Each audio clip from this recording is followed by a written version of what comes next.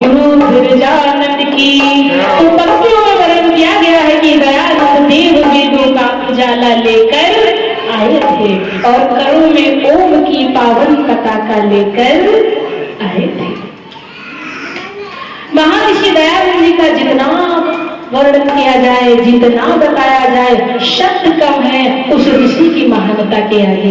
ऐसा कोई शब्द नहीं बने जो उस ऋषि की महानता को प्रदर्शित कर सके। इसलिए कहते हैं, जब मैं शुरुआत में आर्य समाज में प्रवेश हुई, भजनोपदेशिका बनकर, तो लोगों ने मुझसे पूछा कहाँ भजन गाती हो? मैंने कहा आर्य समाज में। अच्छा, ये वही आर्य समाज जो रामकृष्ण को नहीं मानता? तो आर्य समाज के बारे में कैसी भ्रांतियां फैलाई गई हैं कि ये वही आर्य समाज है जो राम और कृष्ण को नहीं मानता, जबकि इसका विपरीत है। विपरीत में तो ये है कि आर्य समाज से ज्यादा राम कृष्ण को और कोई नहीं मानता। उस कृष्ण को माखन चोर बता दिया, गोपियों के लिए रासलीला करता था ये बता दिया, लेकिन आर्य समाज ने उसकी बखिया उड़ाई है कि वो तो योगेश्वर था, वो तो मर्यादा पुरुषोत्तम थे, वो आर्य समाज। लोग कहते हैं कि आप कभी भी आर्य समाज के, मैंने पोस्टर दिखाया, मैंने कहा देख लो, एक तरफ मर्यादा पुरुषोत्तम श्री रामचंद्र जी हैं और दूसरी तरफ योगेश्वर श्री कृष्णचंद्र जी हैं। यदि आर्य समाज श्री कृष्णचंद्र और योगी और मर्यादा पुरुषोत्तम श्री रामचंद्र को न मानता तो इनके ये यहाँ पर प्रतिमा नहीं होती। लेकिन आर्य समाज सबसे अधिक यदि राम मानता है तो राम और कृष्ण को मानता है, सत्य को मानता है और असत्य को अस्वीकार करता है। क्योंकि आर्य समाज के में पहला नियम ही दिया गया है कि सत्य को ग्रहण करने और असत्य को छोड़ने सर्वथा उद्यत रहना चाहिए। आर्य समाज का ये एक नियम है। 10 नियम आपसे मैं निवेदन करना चाहूंगी, आप अपने बच्चों को ये 10 नियम का कंठस्थ याद कराइए।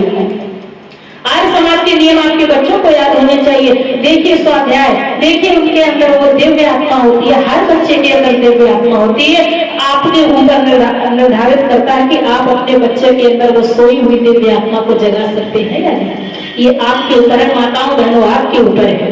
इसलिए मैं आपसे निवेदन करना चाहूंगी, ऐसे प्रोग्राम में ले जाएं, अवश्य ले जाएं, क्योंकि ऐसे प्रोग्राम में ले जाएंगे तो आपके बच्चों के अंदर सद्भावना सद्बुद्धि आएगी। और आप लेके चले गए कहीं रामलीला में तो वहां तो धम फट होगा, कुछ नहीं होगा। ऐसे ऐसे साउंड आपको सुना दिए जाएंगे जिससे आप ना रोगी बने तो भी रोगी बन जाएंगे। इसलिए मैं माताओं बहनों, धर्मपुरुषों, धर्म प्रेमी सज्जनों, मेरे भाइयों, मैं आपसे हाथ जोड़कर निवेदन करती हूँ, आर्य समाज के सत्संग में अवश्य जाना, क्योंकि बिन सत्संग विवेक ना होगा। इसलिए अपने बच्चों को, हमारे देख पा रही हूँ यहाँ पे फिर भी जो नौजवान बैठे हैं, ठीक ठीक संख्या में बैठे हैं, कहीं कहीं तो ऐसा होता है कि नौजवान होते ही नहीं है, क्योंकि उनको माता पिता स्वयं कहते हैं कि आर्य समाज के प्रोग्राम में तुम्हारा क्या काम। अरे आपके बच्चे की जड़ वहीं से जुड़ी है। आपके बच्चे को यदि महान बनाना, आपके बच्चे को यदि उच्च बुद्धि बनाना है, प्रखर बुद्धि बनाना है, सत्य के बारे में ज्ञान दिलाना है, सिखानी अच्छी चीजें हैं, तो आर्य समाज के सत्संग में ले जाइए। मेरे पिताजी ने मुझे कभी भी बैठकर ये नहीं बताया कि ये गलत है वो सही, वो मुझे नित्य प्रतिदिन आर्य समाज के सत्संग में ले जाते थे। और मैंने कभी किसी गुरु से शिक्षा दीक्षा भी नहीं ली कि मुझे मंच पर क्या बैठना है, मुझे तो वहीं से आ गया। मैं किसी गुरुकुल से भी पढ़ी नहीं हूँ। मैं आपको सत्य बता रही हूँ, मैं किसी गुरुकुल से, मेरा अध्यापन गुरुकुल से नहीं हुआ है। मैं दिल्ली यूनिवर्सिटी की छात्रा रही हूँ। आपके अंदर खोज प्रभु परमात्मा देता है और सत्संग में ले जाइए, हवन कराइए, आर्य समाज के सत्संगों में बिठाइए, ईश्वर स्थिति उपासना के 8 मंत्रों को याद कराइए, गायत्री मंत्र याद कराइए। देखिए आपके बच्चे क्या बनकर निकलते हैं। तो ये सारी देन किसकी है? महर्षि दयानंद आर्य समाज कि हम इसके ऋणी है। ऐ ऋषि मैं तो और समस्त नारी जाति सबसे तेरी सबसे ज्यादा ऋणी है। क्यों?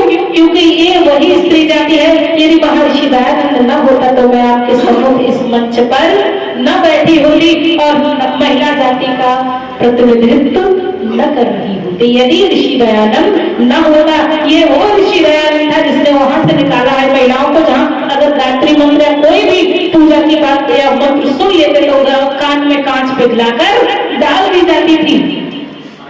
हमें मंदिरों पे अधिक जाने का अधिकार दिलाया। आज भी दूसरे संप्रदायों में देख लीजिए, मस्जिदों में जाने का अधिकार प्राप्त नहीं है, लेकिन महर्षि दयानंद ने ये अधिकार महिला जाति को प्राप्त कराया है, दिलाया है 1744 बार अपमान और जहर की शीशियां पीकर।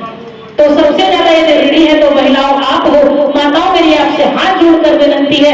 कहा गया है कि एक शराबी पिता अपने बच्चे को शराबी नहीं बनाता है, लेकिन एक पाखंडी महिला अपने बच्चों को पाखंडी अवश्य बना देती है। इसलिए मैं हाथ जोड़कर निवेदन करना चाहूंगी, आप अपने बच्चों को सत्संग में अवश्य लाइए। आपके बच्चों के बच्चे, बेटियों के बेटे या बेटों के बेटे अवश्य लाइए, क्योंकि ये आवश्यक है।